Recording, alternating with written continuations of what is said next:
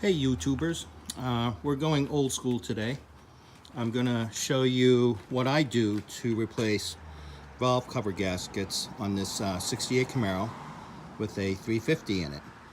The reason why I'm changing the gaskets in this vehicle is that I have the rubber performance gaskets, but what I find over time is if the car's not being used a lot, no matter how much you crank down on the nuts, eventually it starts weeping. So we're going to go old school, and I'm going to use the cork gaskets that were used way back when. I just think that they're going to provide a better seal, and because the car is not used that much, I think it's not going to leak. I'm going to use the Felpro cork performance gaskets. I got these from Summit, and the part number is 1603. And I'm going to show you what I do to assemble the valve cover, and what I use is a spray tack adhesive on the valve cover itself. The good thing with the wing nuts is that you can basically just reach in and turn them to take them off, which does make life a lot easier. Okay. The valve cover is off, and here is the rubber gasket that I use. And if you take a look at the bottom of the valve assembly where the rubber gasket is, you can see that it's kind of shiny and that there's oil seeping.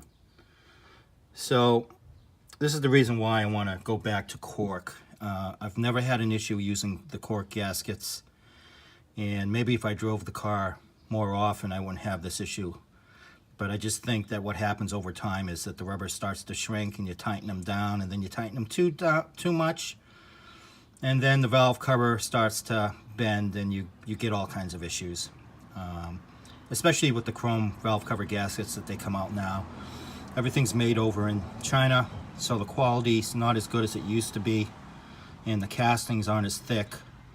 So this is where we're at right now. So I'm going to pull off the rubber gasket and I'll show you what I do next. Okay, so I'm going to spray the valve cover with some Permatex high-tech spray gasket, and it's basically just a sticky glue. It'll hold things in place. I've seen people use like rubber adhesive glue for your moldings, your rubber moldings and stuff, but the spray tack I think works pretty good.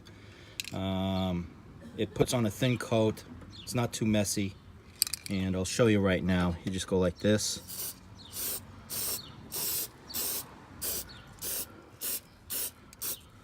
Go around and just keep on spraying.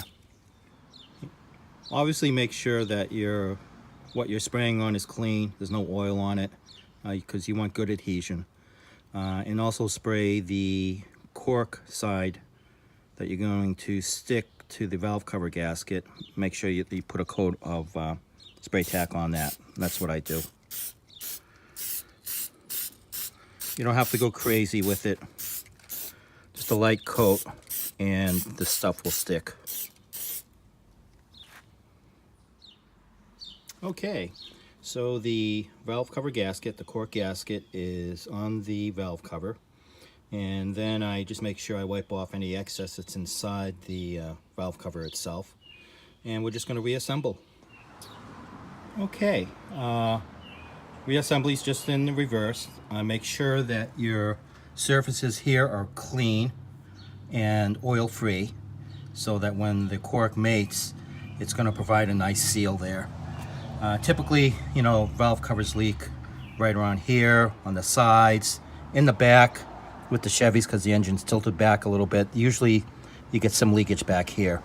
So just make sure that the valve cover is properly seated when you push it down and stuff and put it over. Okay, valve cover's back on.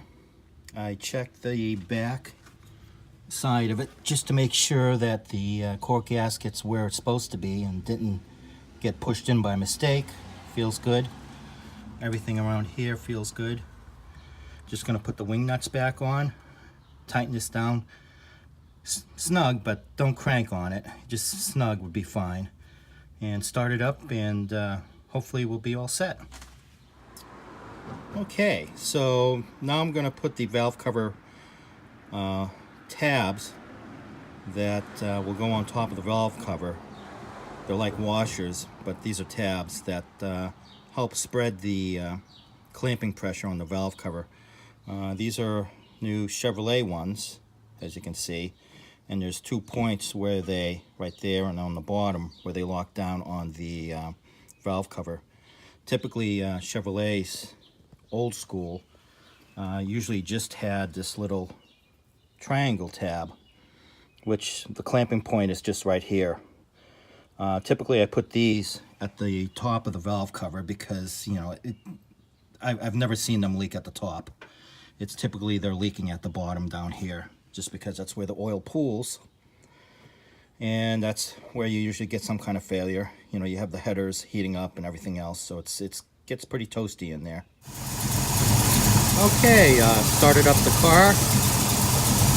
Don't see any smoke, and I think I'm all set here.